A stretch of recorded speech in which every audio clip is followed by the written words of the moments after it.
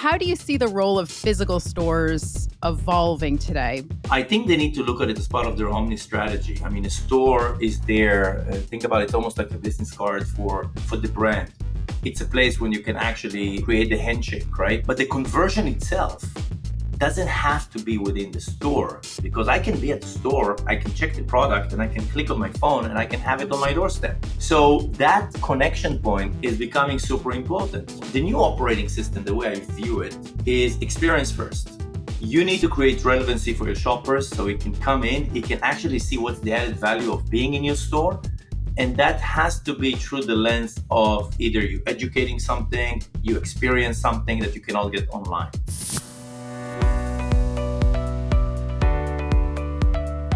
You're listening to Retail Disrupted, a podcast that explores the latest industry developments and the trends that will shape how we shop in the future. I'm your host, Natalie Berg.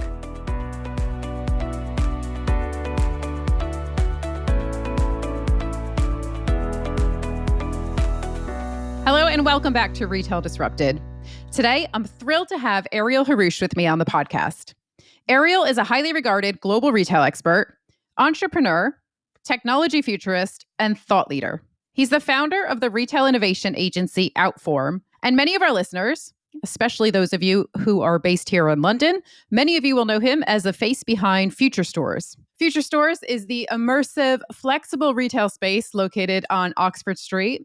It's a really unique concept, very innovative, very tech-infused, probably unlike anything I've seen on the high street before.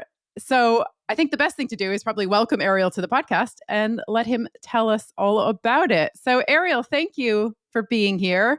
Before we come on to Future Stores, because I do have questions, but before we do that, can you tell us a little bit more about yourself and your background?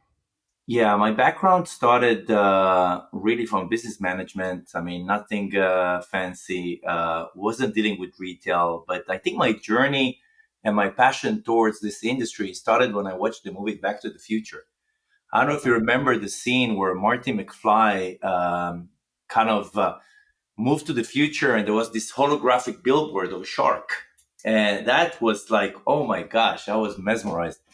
And it really hit me that I really want to do cool stuff like that.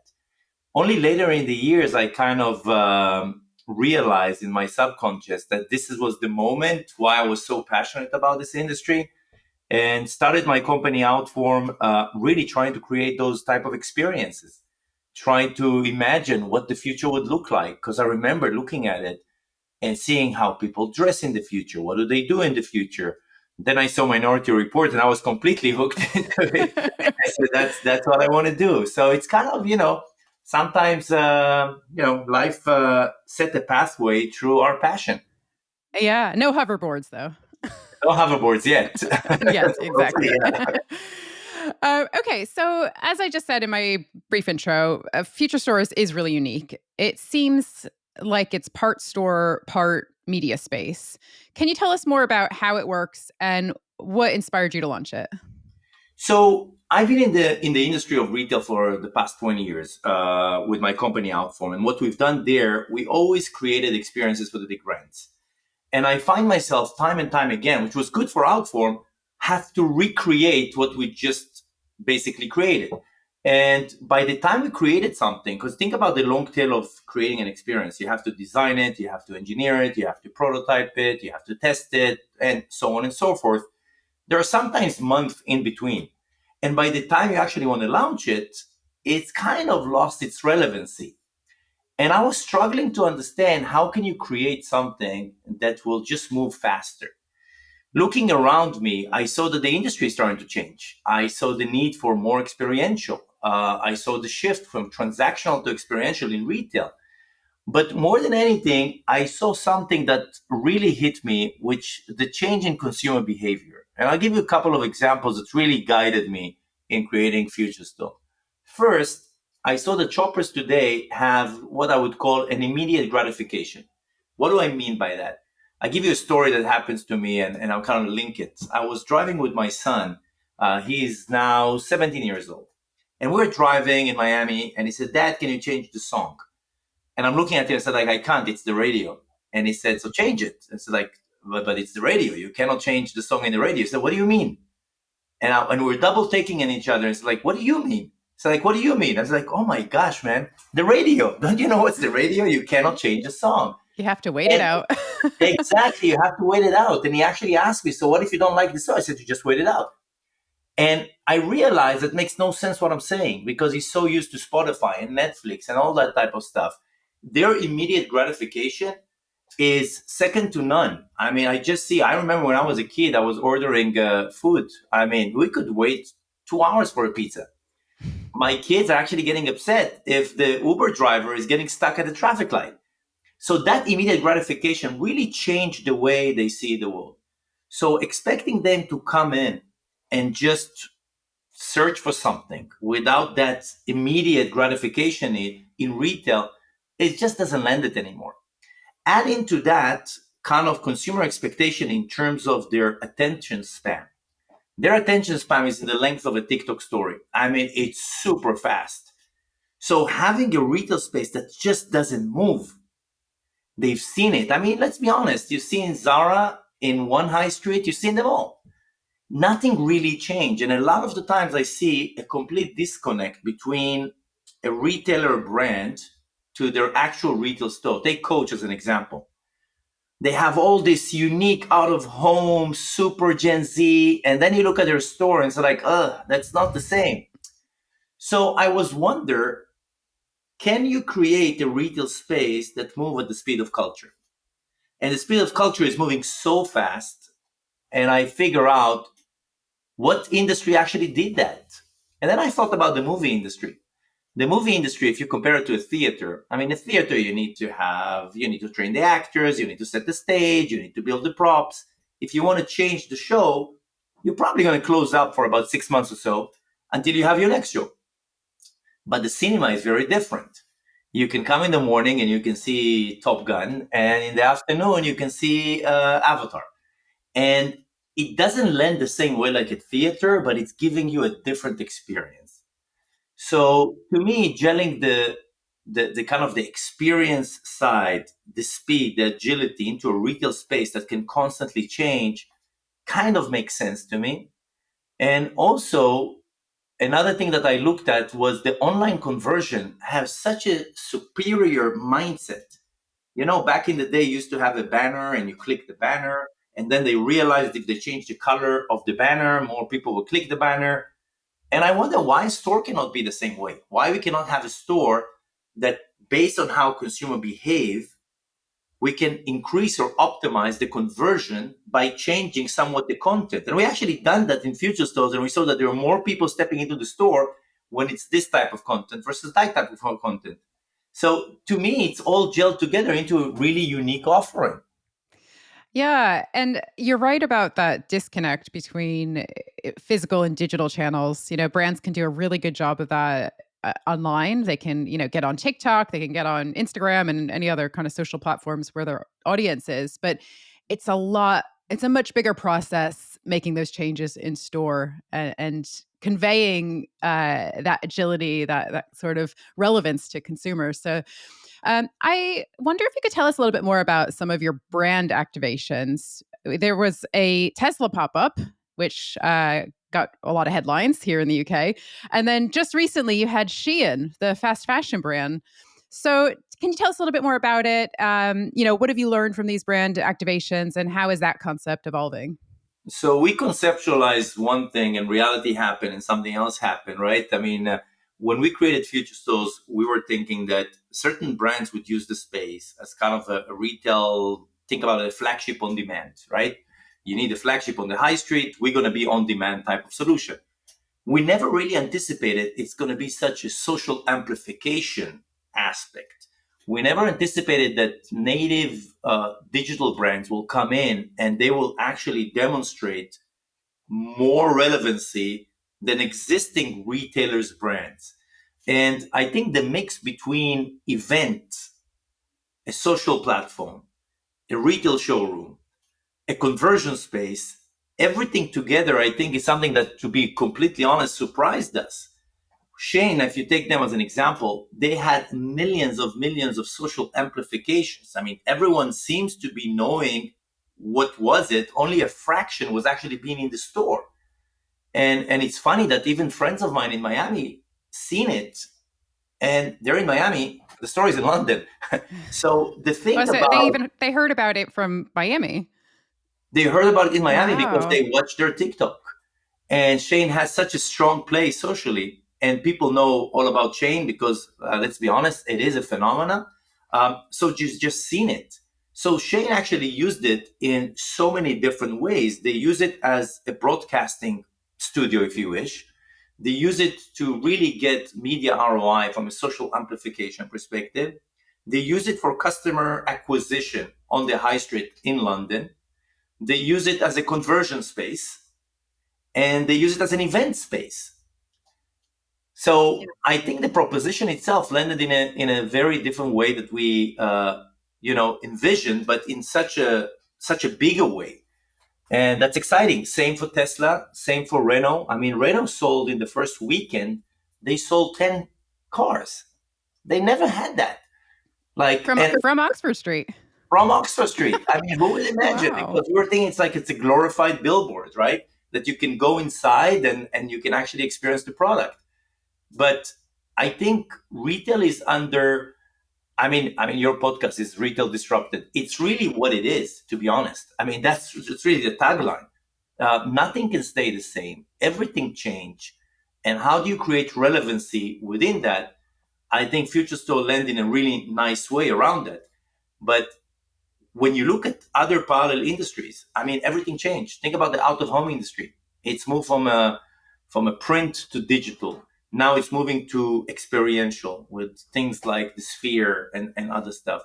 So I think our industry is, especially the retail, will continue to see kind of a disruption because the shoppers demand it.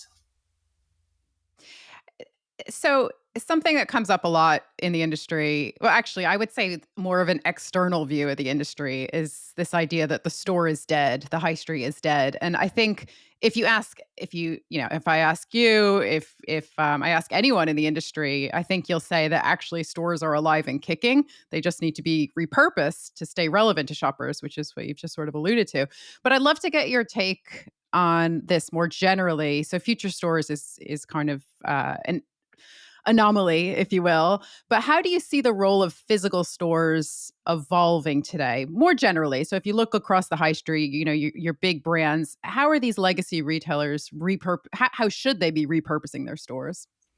I think they need to look at it as part of their omni strategy. I mean, a store is there. Think about it, it's almost like a business card for the brand. It's a place when you can actually create the handshake, right? I mean, it's a customer acquisition tool. But the conversion itself doesn't have to be within the store. Even though a lot of retailers are thinking in that regards, I think it's changing because I can be at the store, I can check the product, and I can click on my phone and I can have it on my doorstep. So that connection point is becoming super important. So I think the new operating system, the way I view it, is experience first. You need to create relevancy for your shoppers so it can come in, it can actually see what's the added value of being in your store. And that has to be through the lens of either you educating something, you experience something that you cannot get online. It's also a place where people can actually see brand values, what you stand for. And it's important for the new shoppers. I mean, Gen Z, I mean, they behave somewhat differently as we just spoke about. They need that immediate gratification in terms of understanding what are you trying to say. Their attention span is very, very short. So you need to be able to be super clear about it. And more than anything, if you're a retailer today, you have to realize that your store has to be up to date with your messaging.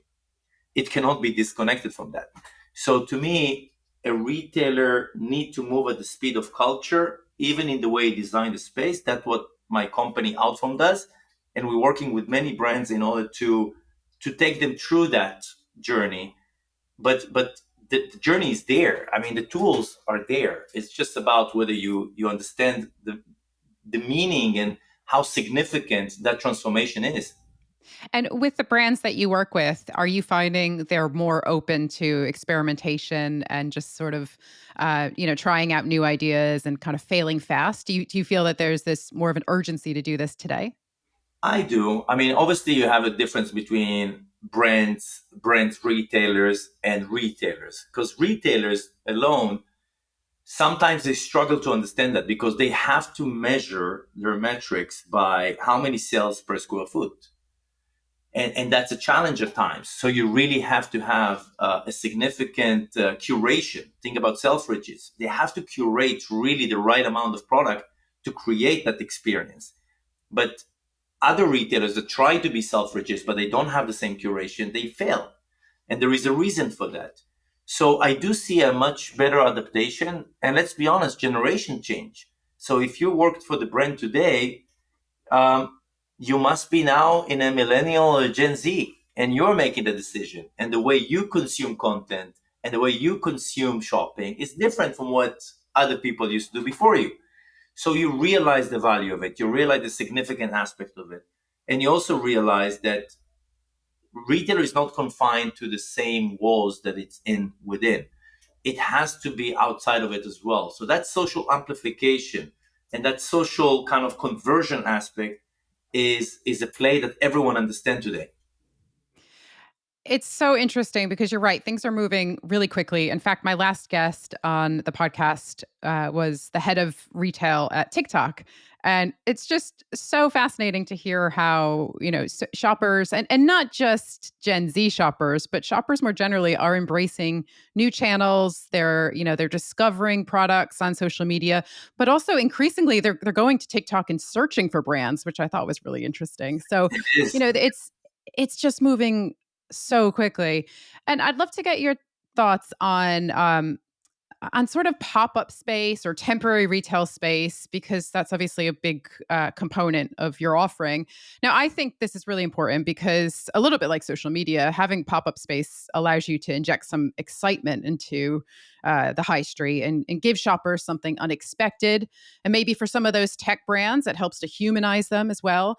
And you touched on this earlier around conversion. As we know, it often creates this halo effect for the brand and somewhat counterintuitively ends up driving online sales.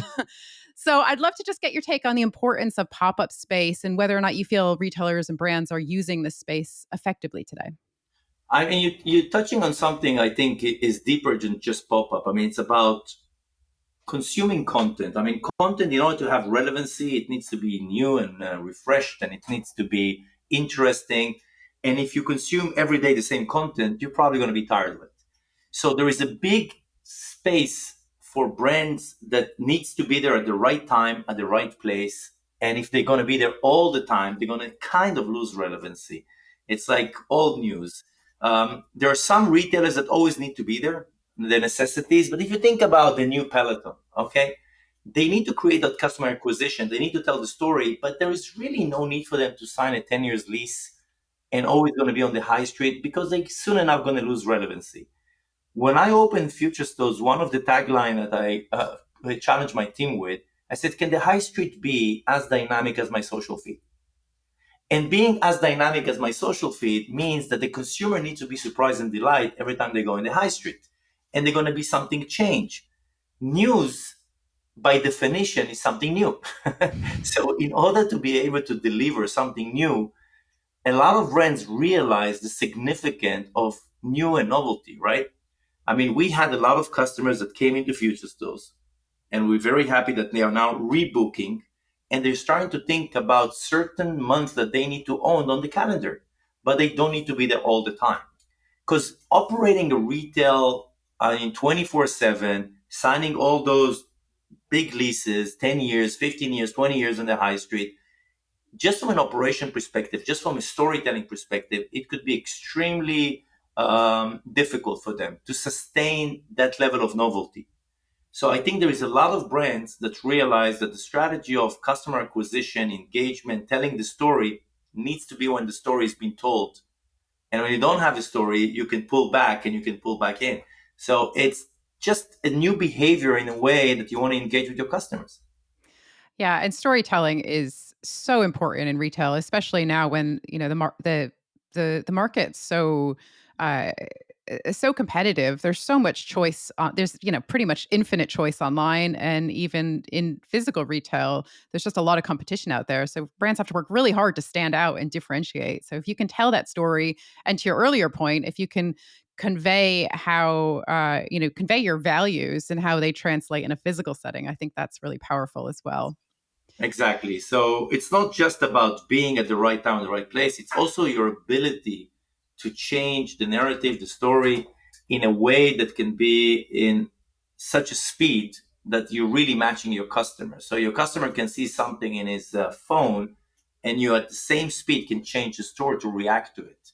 And that's really where I think we're heading. And you know what? I don't think I discover anything new. I mean, going back to the future of retail through the lens of Back to the Future or Minority Report, if you actually look at any sci-fi, it's really about the adaptation. It's about a conversation. It's about reacting to whatever happening around you.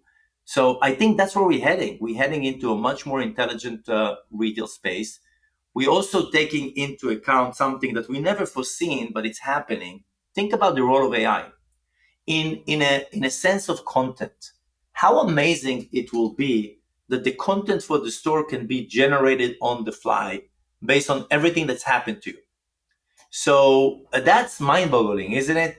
But you can actually create a storytelling. You can frame it around the brand, but the content can evolve and change with the tools of AI on the fly when things are actually happening. And that's really exciting to me because we are tapping into really an uncharted territory that will have such a beautiful storytelling and an amazing opportunity from a brand perspective.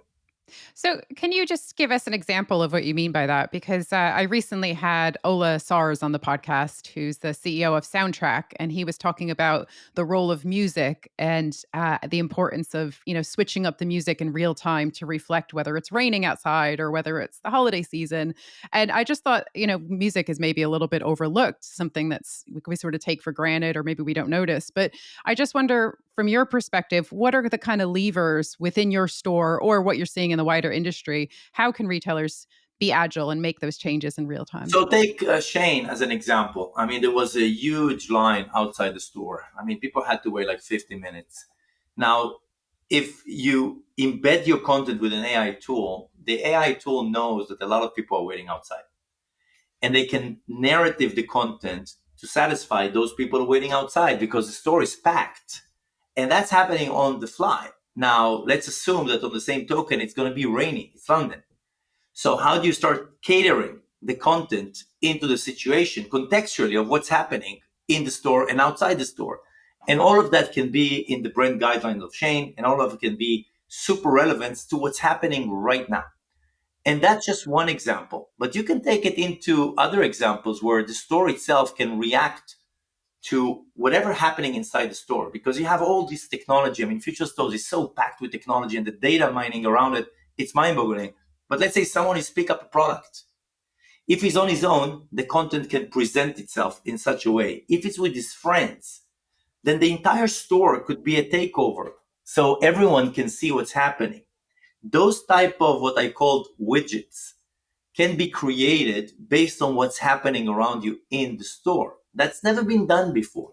And that's something I'm really excited about. I mean, we had it with Renault that people could change the color of the store based on the car that they're looking at. And that's pretty cool.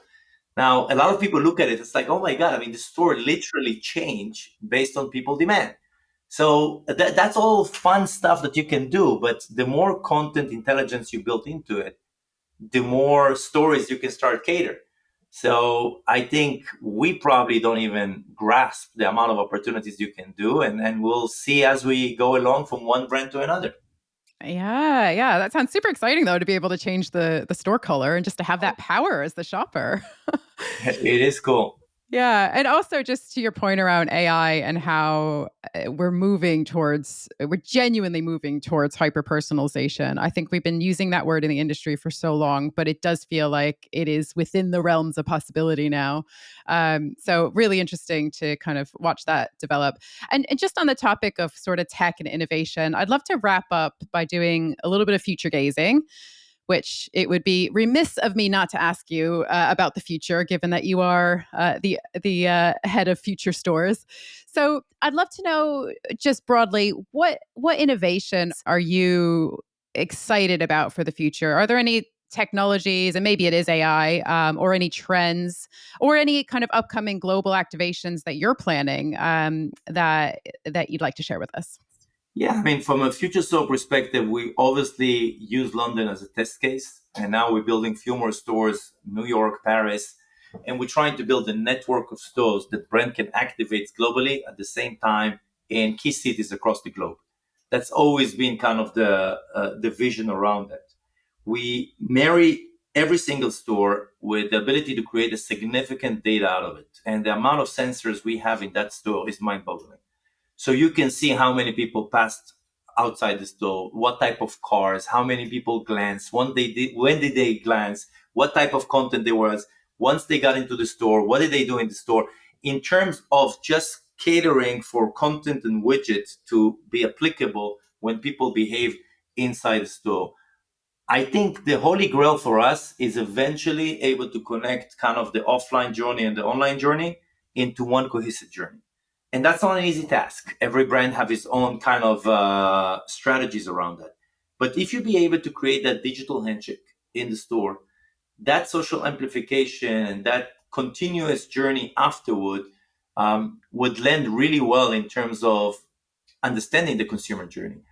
I think those are going to be the key points that we are looking at. But building the network of stores, I think that's really a high priority for future stores, and we're excited because it's a new business. I mean, we just opened it literally not even a year ago, and we had so many brands, so many activations. We get the excitement. So New York is coming up very soon. We will announce the date very soon, and then followed by that, other cities. Super exciting. I wish you the best of luck, Ariel. It's been so great to get your thoughts, and stay in touch. Yes, thank you, Natalie. Thank you for listening to Retail Disrupted.